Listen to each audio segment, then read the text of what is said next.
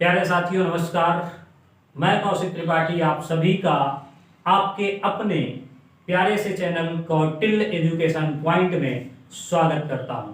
आज की जो वीडियो है इसमें हम बात करने जा रहे हैं एक वेरी इंपॉर्टेंट टॉपिक, चाहे वो टीजीटी के लिए हो, चाहे पीजीटी के लिए हो, चाहे एलटी ग्रेड के लिए हो और चाहे जीआईसी के लिए हो, सभी का एक कॉमन टॉपिक है।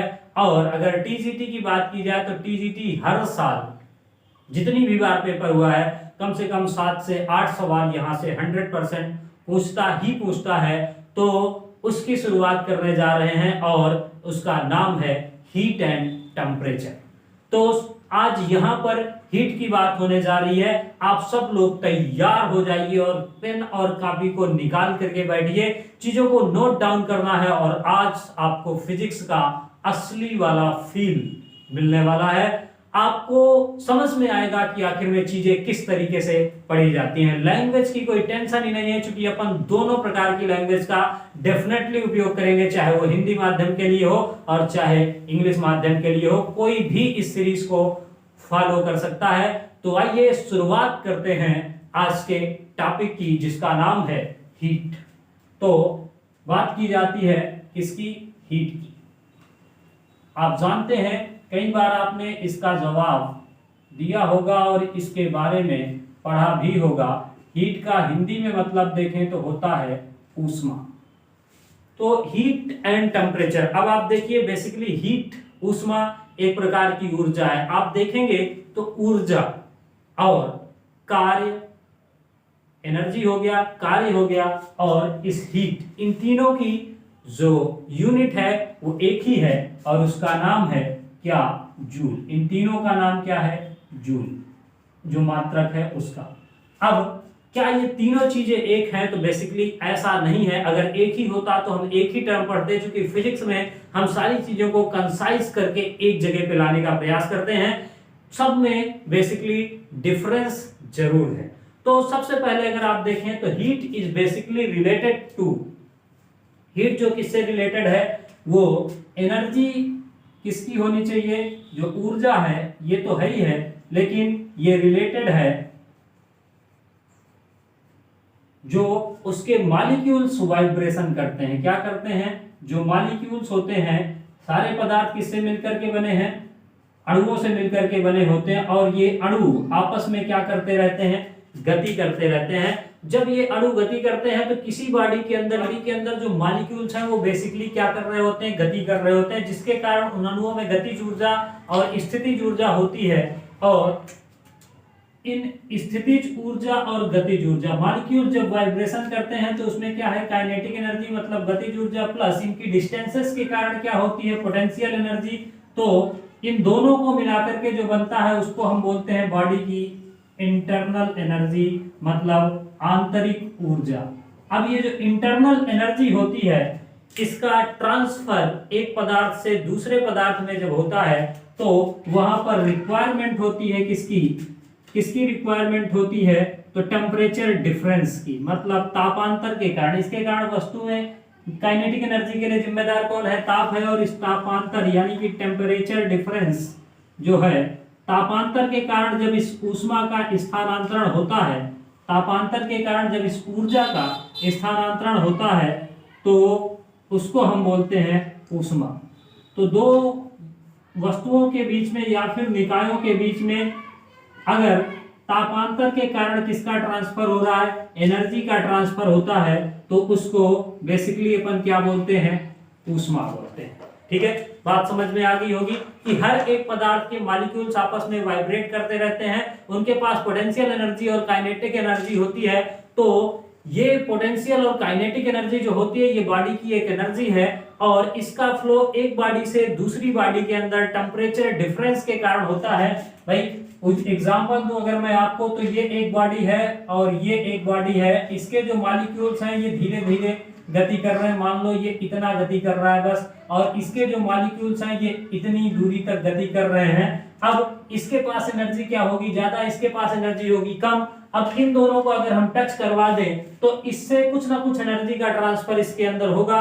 अब ये इसके कारण जो तापांतर के कारण, चूंकि इसके मॉलिक्यूल ज्यादा वाइब्रेट कर रहा है तो इसकी पर मॉलिक्यूल की एनर्जी जो है वो ज्यादा है, और जब एनर्जी पर मॉलिक्यूल मतलब प्रत्येक अणु की जो ऊर्जा है वो ज्यादा है, और उसके ज्यादा होने के कारण फिर जब हम इनको संपर्क में करवाते हैं तो इनकी एनर्जी ज्यादा, इनकी एनर्जी कम, तो ये अपनी एनर्जी का कुछ हिस्सा इधर की तरफ ट्रांसफर करते हैं तापांतर के कारण, वही क्या कहलाती है, ऊष्मा। तो एनसीईआरटी में ये पॉइंट बेसिकली मेंशन है कि अगर ऊर्जा स्थानांतरण के दौरान तापांतर है तभी ऊष्मा है, अदरवाइज ऊष्मा नहीं है। ये पॉइंट एनसीईआरटी का ही है।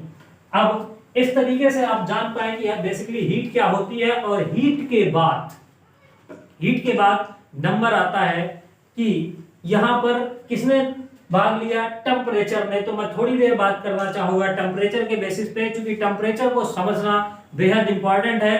टेम्परेचर पहले समझेंगे, उसके बाद फिर हम आएंगे जो ऊष्मा है वो कई प्रकार की होती है, जैसे गुप्त ऊष्मा हो गई आपकी, लेटेंट हीट जिसको आप बोलते हैं, और इसमें कई सारी चीजें हम लोग पढ़ने वाले हैं। इसका कार्य के साथ क्या संबंध है ये सारी चीजें पढ़ेंगे, लेकिन सबसे पहले अब मुझे लगता है कि पढ़ने की जरूरत है किसकी, टेम्परेचर की। टेम्परेचर से पहले डायरेक्टली सवाल पूछे जाते थे टीजीटी और एलटी ग्रेड के एग्जाम्स में। आज की डेट में जो टेम्परेचर स्केल हैं उनके इमेजिनरी स्केल्स पर भी पिछली ही बार 2021 में टीजीटी ने सवाल पूछे हैं, और सारी चीजों सारे जगहों के प्रीवियस ईयर क्वेश्चन को भी टैकल करेंगे। एकदम आपको प्यार हो जाने वाला है किससे, हीट और टेम्परेचर से।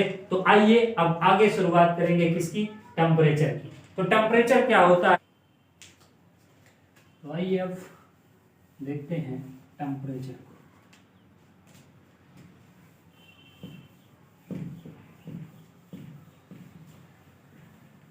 बेसिकली बात होने वाली है टेम्परेचर की, यानी कि ताप की। ताप क्या होता है और उसकी स्केल्स जो हैं वो किस तरीके से हैं, इसकी बात करते हैं। तो बात हो रही हमारे पास टेम्परेचर यानी कि तापांतर की या फिर ताप की। तो टेम्परेचर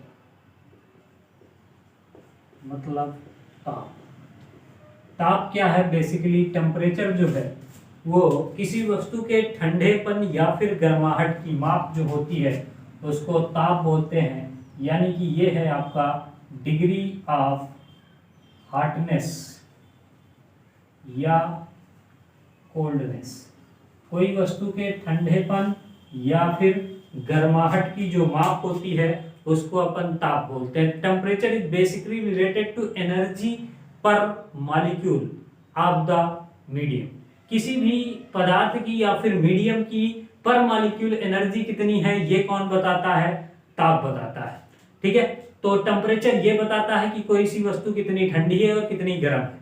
अब इसको मेजर करने के लिए कि कोई भी वस्तु का ताप कितना है, कुछ डिफरेंट स्केल्स यूज की जाती हैं, और ये जो ताप का मापन है, मेजरमेंट ऑफ टेम्परेचर, ये क्या कहलाता है, थर्मोमेट्री।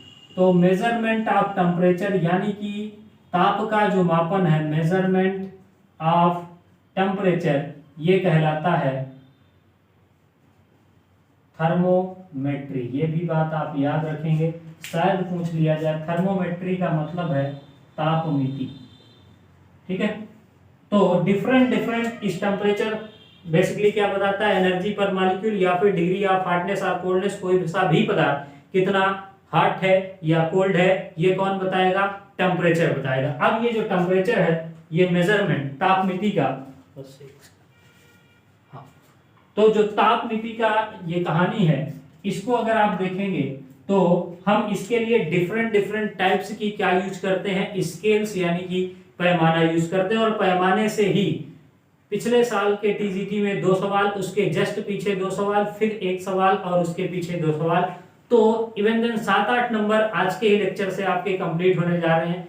1 सवाल आएगा तो 4 नंबर, 2 सवाल अब प्रोबेबली हर साल पूछे जा रहे हैं तो 8 नंबर, जब से इन्होंने इमेजिनरी स्केल्स को अडॉप्ट किया। तो आइए शुरुआत करते हैं तापमापी की, और जो तापमापी के लिए स्केल्स यूज की जाती हैं उनकी बात करते हैं। तो स्केल्स ऑफ टेम्परेचर की बात करेंगे। ठीक है, कि जो ताप का मापन है वो किस तरीके से होता है, तो स्केल्स ऑफ टेम्परेचर की बात करेंगे। राइट, इसी में ऐड कर लेते हैं तो थोड़ा सा टाइम भी कम लगेगा। तो स्केल्स ऑफ टेम्परेचर मतलब ताप का जो मापने के लिए हम भिन्न भिन्न पैमाने का उपयोग करते हैं वो कौन कौन से हैं। तो बेसिकली ताप की जो यूनिट है एसआई वो क्या है, एक बार चैट सेक्शन में छापिएगा ताप की एसआई यूनिट क्या है।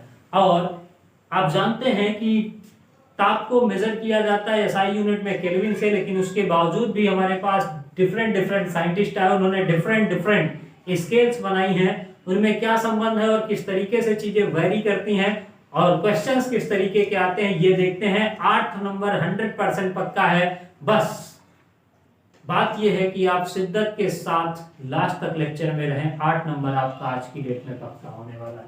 तो आइए शुरुआत करते हैं। तो जो डिफरेंट स्केल्स हैं उसमें कुछ स्केल्स, एक हमने ये ले ली सेल्सियस स्केल। ये कौन सी स्केल है, तो इसको हमने बोल दिया सेल्सियस स्केल, सेल्सियस पैमाना है ये। दूसरा हमारे पास ये हो गया केल्विन पैमाना, वैसे सब उतने ही बड़े बने हैं तो ज्यादा ठीक है। ये हमारे पास बेसिकली हो गया केल्विन पैमाना। तीसरा हमारे पास हो गया फ़ारेनहाइट पैमाना। क्या है, फ़ारेनहाइट पैमाना। और चौथा अपन ने ले लिया र्यूमर पैमाना। वैसे आपको 3 ही याद रखने हैं, एक चौथा आपकी फीलिंग्स के लिए है र्यूमर पैमाना। ठीक है, तो चौथा आपके पास हो गया र्यूमर पैमाना। ये 4 तरीके के पैमाने हैं। अब किसी भी जब स्केल को हम क्या करते हैं, बनाते हैं, तो उसमें कुछ हमारे पास शर्तें होती हैं। जैसे अगर हम देखें तो ये हमारे पास नीचे वाले पॉइंट पे ले लिया फ्रीजिंग पॉइंट, मतलब जो वाटर का फ्रीजिंग पॉइंट है वो 0 डिग्री सेल्सियस है। ये वाला सेल्सियस पैमाना है, तो यहाँ पर हमने ले लिया 0 डिग्री सेल्सियस। ये क्या हो गया हमारे पास फ्रीजिंग।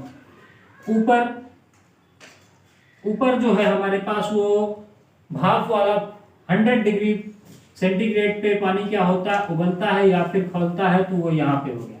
केल्विन में जो फ्रीजिंग का पॉइंट है वो 273.15 भी ले सकते हैं, और बेसिकली मोटा मोटी कितना होता है 273, और ऊपर जो है ये 373.15 केल्विन। फ़ारेनहाइट पैमाने में अगर आप देखेंगे तो यहाँ पर है आपके पास 32 डिग्री फ़ारेनहाइट, और यहाँ पर है आपके पास 212 डिग्री फ़ारेनहाइट। यहाँ पर र्यूमर में 0 डिग्री और ऊपर है 80 डिग्री। ये तो इस तरीके से ये इनके फ्रीजिंग पॉइंट और बॉइलिंग पॉइंट दोनों चीजें आपको दी गई हैं। अब बस 2 ही ध्यान रखेंगे, आप आसानी के साथ चीजों को कर सकते हैं। तो ये है बेसिकली हमारे पास मेजरमेंट। अब कैसे चेंज होते हैं ये एक दूसरे में, सवाल यहीं से आए हैं और यहीं से आएंगे।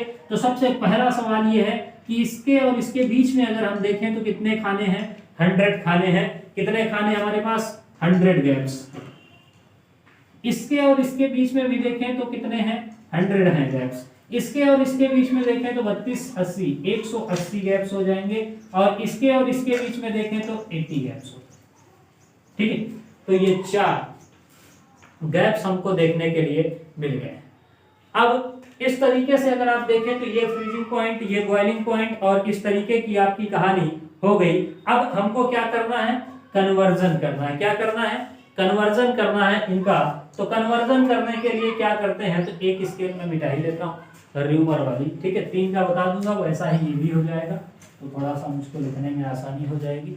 हाँ, अब ये जो कन्वर्जन करना है ये किस तरीके से करना है, तो इसकी बात देखते हैं। तो ये है हमारे पास सेल्सियस पैमाना। तो इसमें सबसे पहले मान लिया हमने यहाँ पर कोई एक पॉइंट है, उसका टेम्परेचर का ये ले लिया C, यहाँ पर कोई है उसको ले लिया हमने K, यहाँ पर कोई है उसको हमने ले लिया F, या फिर इसी को आप X भी मान सकते हैं, कुछ भी मान सकते हैं, मैंने टेम्परेचर स्केल के हिसाब से मान लिया। तो ये जो पॉइंट है सेल्सियस पैमाने पर कह रहा है यहाँ पर C टेम्परेचर है, चलिए ये C हो गया -0 डिग्री। -0 करेंगे divided by 100 upper minus lower limit 0, तो C -0 डिवाइडेड बाई 100 माइनस 0 कर लिया, ये बराबर हो जाएगा। देखिए यहां पर क्या लिखा है के माइनस नीचे वाला पॉइंट 273.15 है, वैसे आपको याद रखना है 273 ही अप्रॉक्सीमेट। अगर कभी एग्जैक्टली डाटा पूछा जाए तो 273.15 बताना है। के minus 273 divided by upper point 373 minus नीचे वाला पॉइंट 273, और ये बराबर हो गया। यहाँ पर फ़ारेनहाइट है F माइनस नीचे वाला पॉइंट 32 डिवाइडेड बाई 212 माइनस 32। ये देख लेते हैं एक बार, चीजें आ रही हैं, फिर इसके बाद मैं आपको बताता हूँ।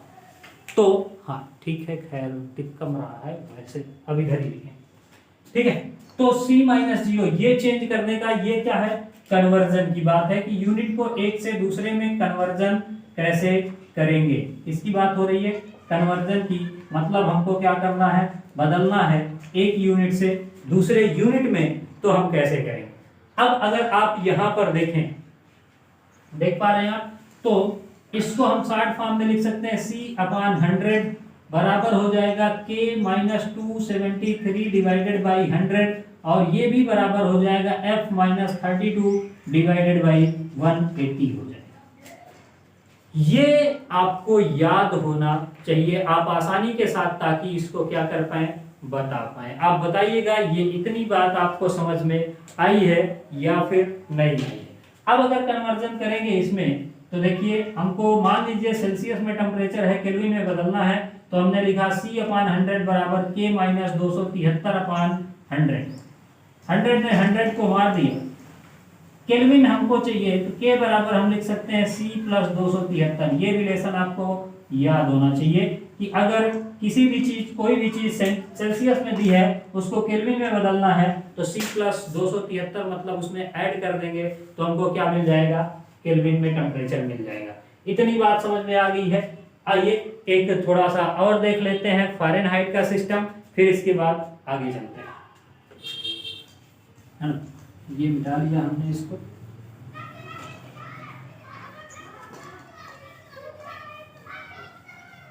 हाँ आइए।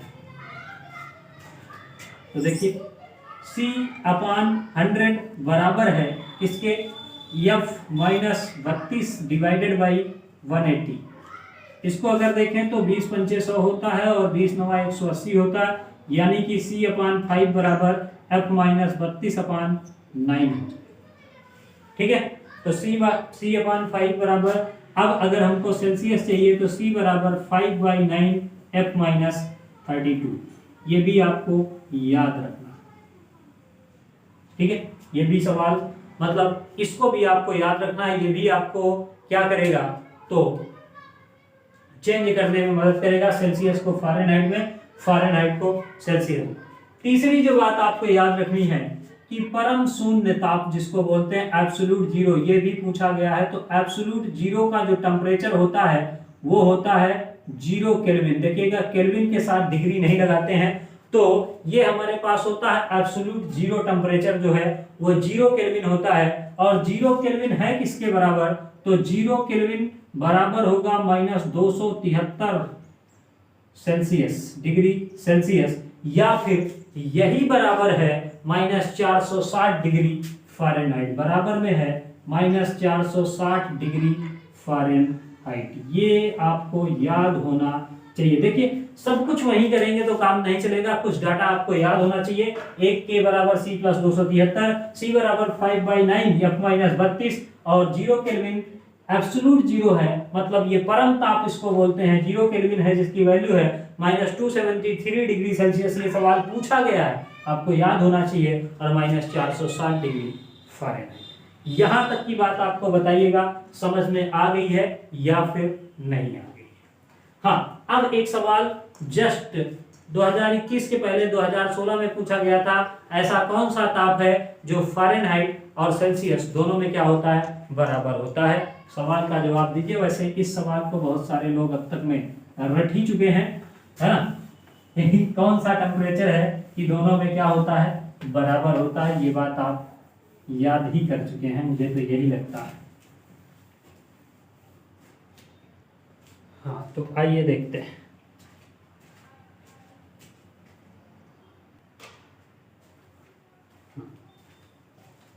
तो ऐसा कौन सा टेम्परेचर है जो सेल्सियस और फ़ारेनहाइट दोनों पैमाने में बराबर।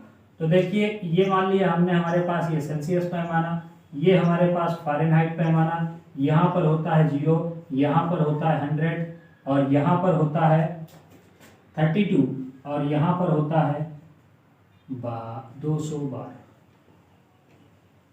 ठीक है। अब मान लिया हमने कि वो वाला टेम्परेचर इसमें भी यक्स है और यहाँ पर भी कुछ है यक्स। ठीक है।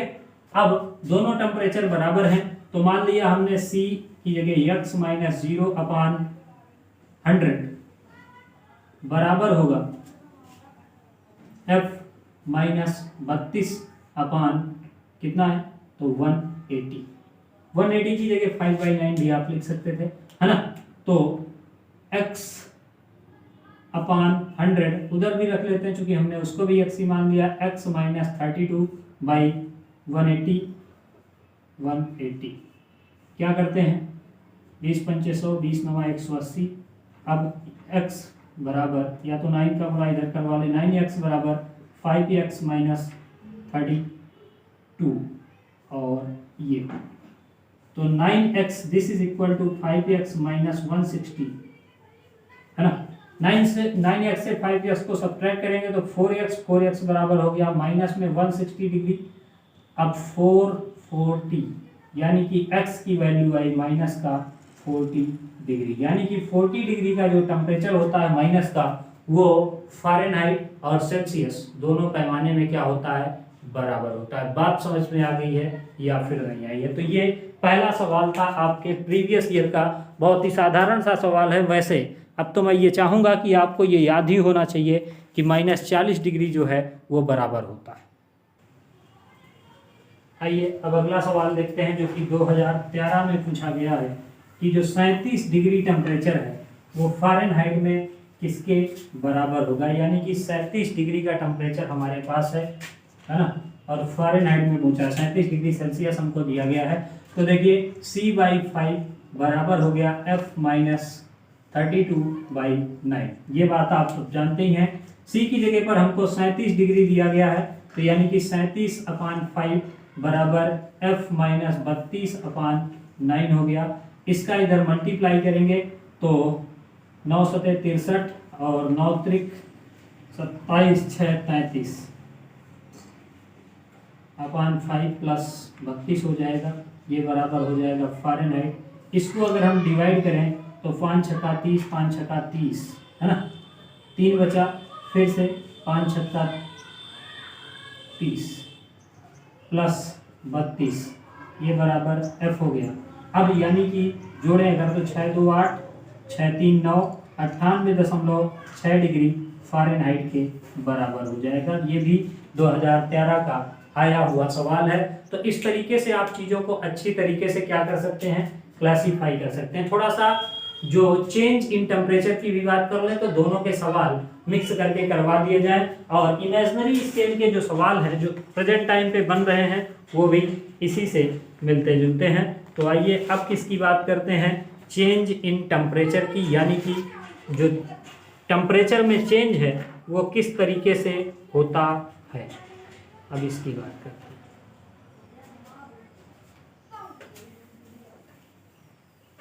ठीक है। अब चूंकि चेंज इन टेम्परेचर ही ज़्यादा पूछा जाने लगा है तो उसकी भी बात कर लेते हैं। एकदम सुपर कॉन्सेप्ट आपको बताऊंगा, कोई भी दिक्कत दुख तकलीफ नहीं होने वाली है। आपको ये बात अच्छी तरीके से पता हो ही जाएगी, ठीक है ना। तो अब बात करते हैं चेंज इन टेम्परेचर की। आपको देता है और फिर उसके बाद पूछता है कि आखिर में जो तापमान है उसमें क्या बदलाव हुआ है, ठीक है।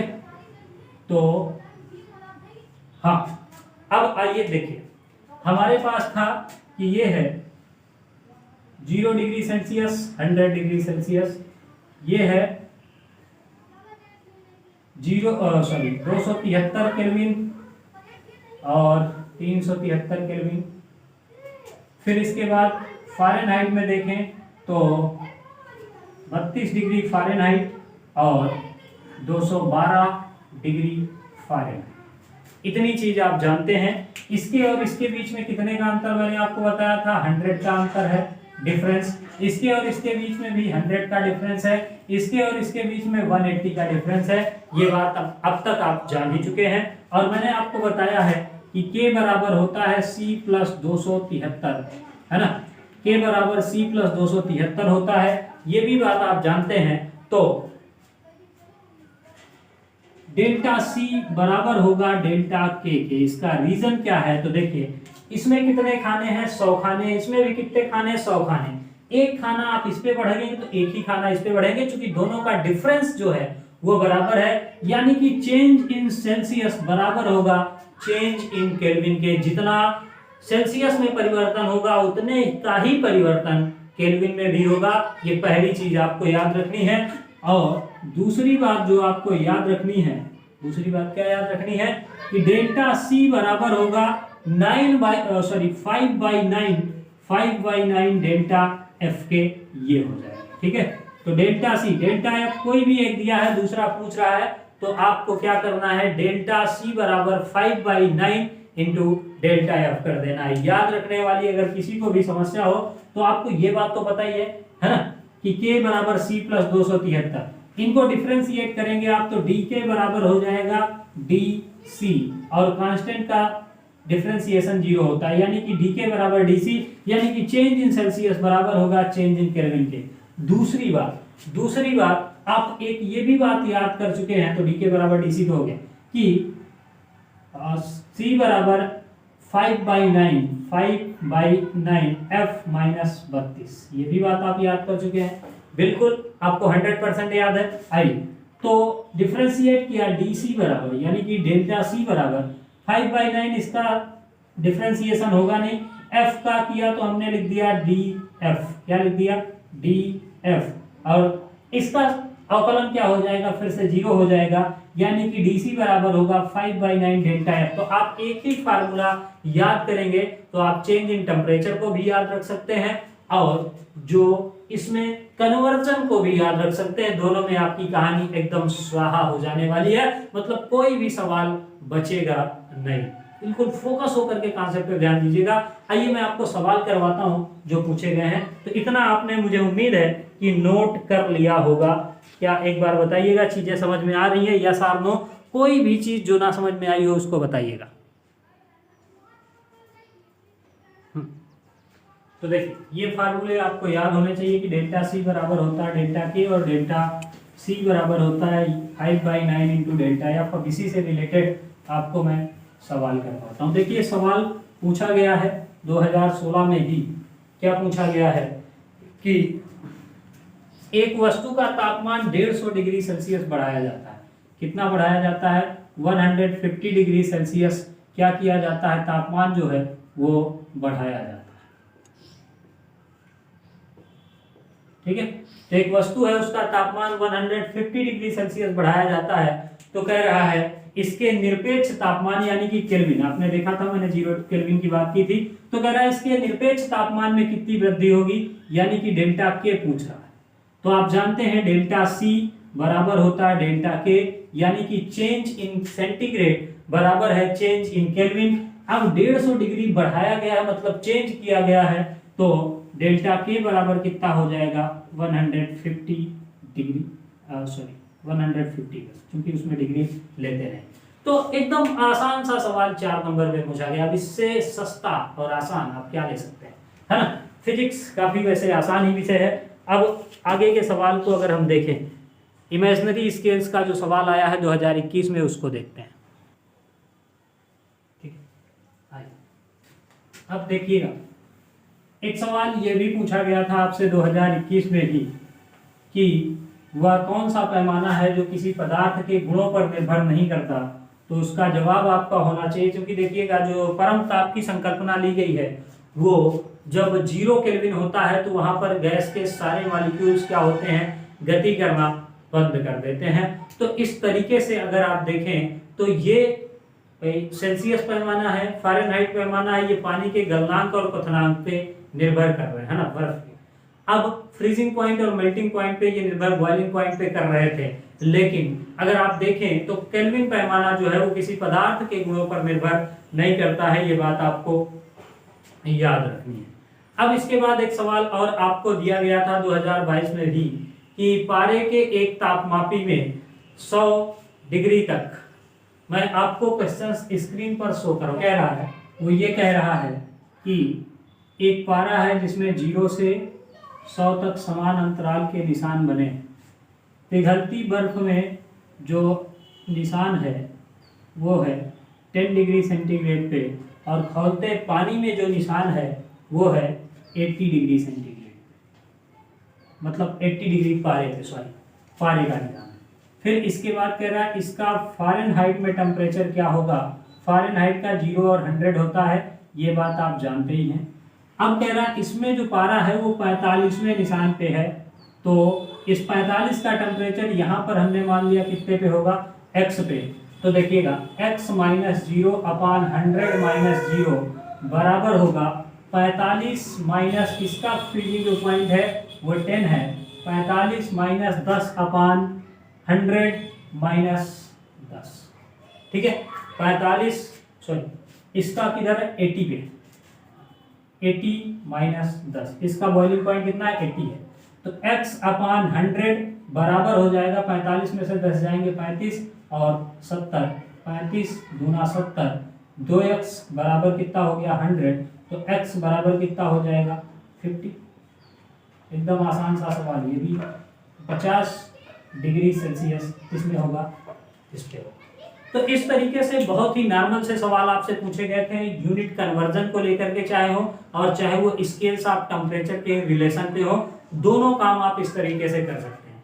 अब यहाँ के बाद हमारे पास नेक्स्ट जो टॉपिक आएगा वो कौन सा होगा, लीनियर एक्सपेंशन का या फिर थर्मल एक्सपेंशन का, मतलब तापीय विस्तार जो होता है, एक्सपेंशन होता है, उसकी बात करेंगे।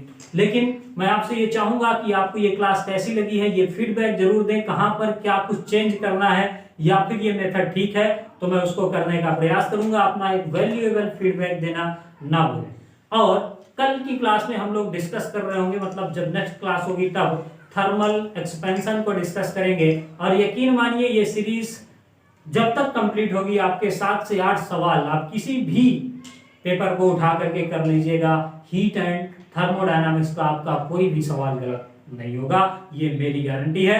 तो आज के लिए फिलहाल इतना ही, मिलेंगे अगली वीडियो में, तब तक के लिए धन्यवाद।